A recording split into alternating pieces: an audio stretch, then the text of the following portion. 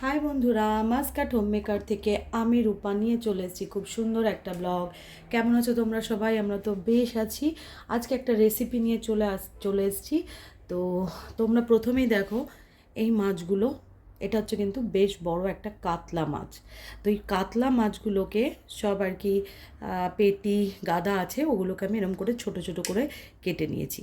আমরা তো কাতলা মাছ দিয়ে অনেক রকম রেসিপি করে থাকি, কাতলা কালিয়া, কাতলা রসা, এমনি ঝোল সব কিছু। তো আজকে আমি এই কাতলা মাছগুলোকে দেখো ছোট ছোট করে কেটে নিয়েছি। তো আজকে এই কাতলা মাছ দিয়ে কী রেসিপি করব সেটা দেখতে হলে অতি অবশ্যই আমার সাথে থাকতে হবে বন্ধুরা। তো ভিডিওটা একদম স্কিপ করবে না। যারা নতুন বন্ধু আছো প্লিজ চ্যানেলটাকে সাবস্ক্রাইব করে পাশে থেকো, আর পুরনো বন্ধুরা তো আমার পাশেই আছে। তো চলো এই কাতলা মাছটা আমি কীভাবে রান্না করি সেটা দেখতে হলে আমার সাথে থাকো। তো প্রথমে আমি কাতলা মাছটাকে নুন আর হলুদ দিয়ে ম্যারিনেট করে নেব। প্রথমে দিয়ে দিলাম পরিমাণ মতো নুন,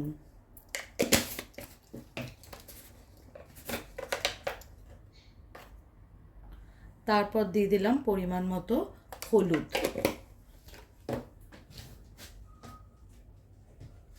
আর দিয়ে দিলাম সামান্য পরিমাণ একটু লঙ্কার গুঁড়ো। তো এখন আমি খুব ভালোভাবে হাতের সাহায্যে মাছগুলোকে মেখে নেব।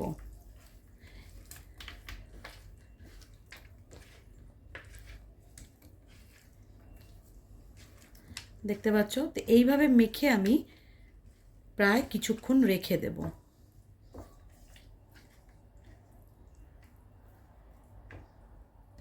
তো চলো, মাছটা ম্যারিনেট হয়ে গেছে, আমি আবার আসছি তোমাদের কাছে। এটা আমি কি দিয়ে মেনলি রান্না করব সেটা দেখতে হলে তো চলো সঙ্গে থাকো। দেখো, মাছটা রান্না করার জন্য যে ইনগ্রেডিয়েন্টসগুলো দরকার সেগুলো আমি এখানে কেটে নিয়েছি। যেটা দরকার সবজির মধ্যে সেটা হচ্ছে বেগুন, এরকম ছোট ছোট করে কেটে নিয়েছি। তারপর নিয়ে নিয়েছি একদম শীতের ছোট ছোট আলু। তো এই আলুগুলোকে আমি একদম সেদ্ধ করে নিয়েছি, সেদ্ধ করে ছোট ছোট পিস করে নেব। আর এটা রান্না করার জন্য যেটা দরকার পেঁয়াজ, রসুন আর লঙ্কা। তুমি চাইলে টমেটো দিতেও পারো কি নাও দিতে পারো। তো চলো আজকে এইগুলো দিয়ে কিভাবে আমি মাছটা রান্না করি তো চলো দেখতে থাকো, সঙ্গে থাকো। ফাইনালি দেখো এখানে কড়াইটা বসিয়ে দিয়েছি। এরপর কড়াইটা বেশ গরম হয়ে এসছে, এর মধ্যে আমি এখন তেল অ্যাড করে দেবো।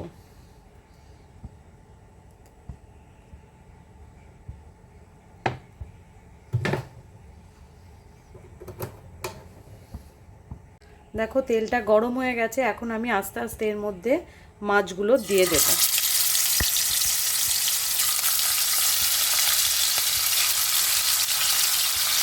এক এক করে মাছগুলো সব ভেজে নেব প্রথমে।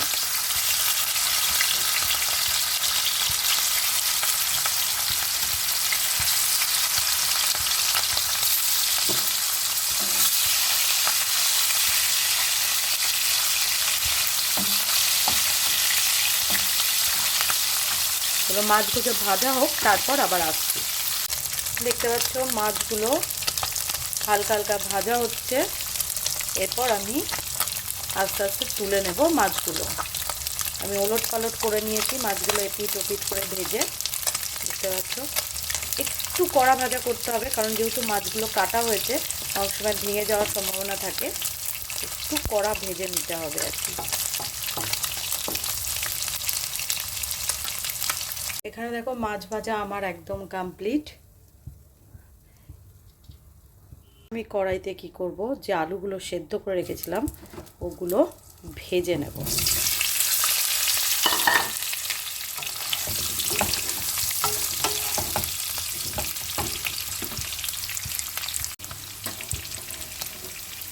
নুন অ্যাড করে দিলাম, হলুদ অ্যাড করলাম। এইবার ভালোভাবে হলুদ আর নুন দিয়ে আলুগুলোকে একটু কড়া করে ভেজে নেব।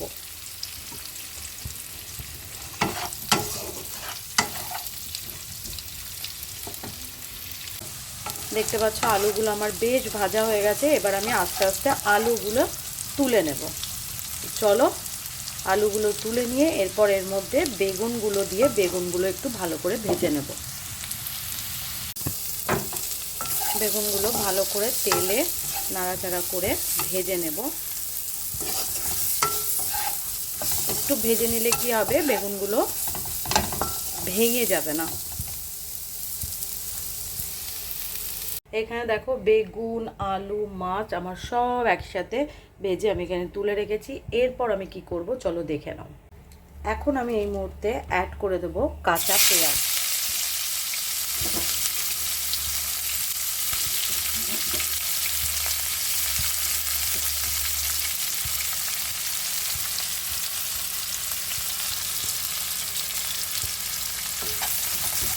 পেঁয়াজটা হালকা একটু ভাজা ভাজা হলে, একটু হালকা ভাজা ভাজা হতে দিতে হবে। অনেকক্ষণ পর আবার এলাম, দেখো এখানে পেঁয়াজটা বেশ ভাজা হয়ে গেছে। এই মুহূর্তে অ্যাড করে দেব একটু রসুন কুচি আর লঙ্কা।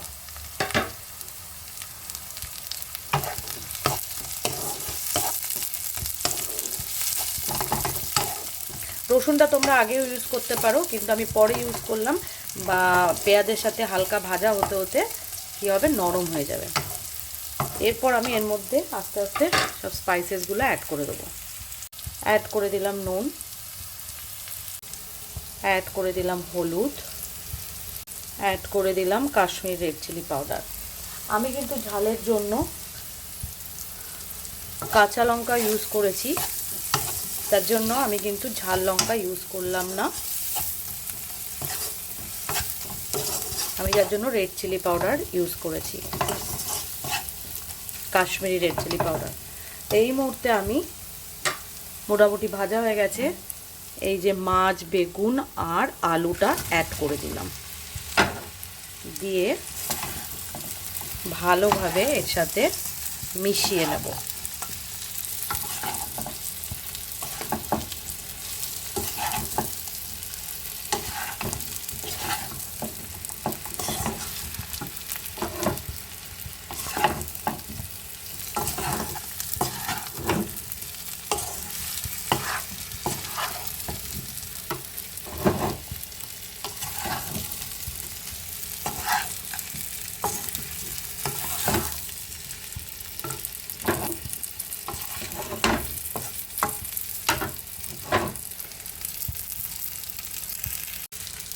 এই মুহূর্তে আমি এর মধ্যে আবার কিছু অল্প কাঁচা পেঁয়াজ ইউজ করব।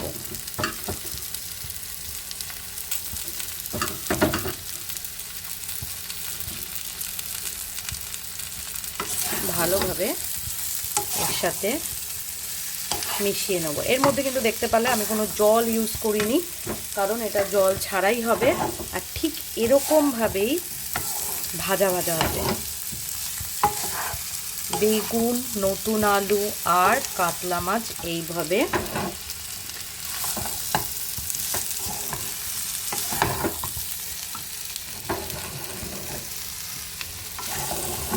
তো চলো একটু নরম হয়ে আসুক, তারপর আবার আসছি।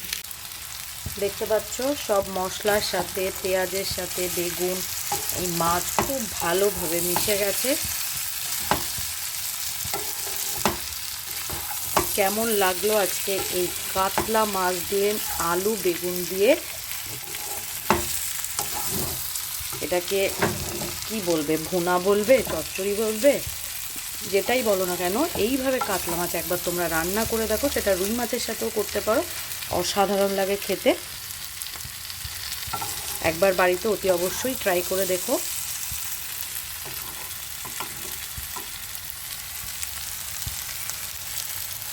গরম ভাতে জাস্ট জমে যাবে।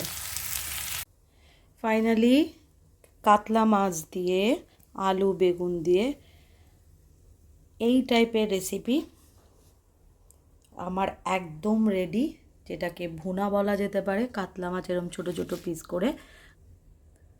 কেমন লাগলে তোমরা অতি অবশ্যই জানি। যদি ভিডিওটা ভালো লেগে থাকে, ব্লগটা ছেড়ে যাওয়ার আগে like, comment, share and subscribe করতে একদম ভুলো না। গরম ভাতে এই ধরনের রেসিপি জাস্ট জমে যাবে।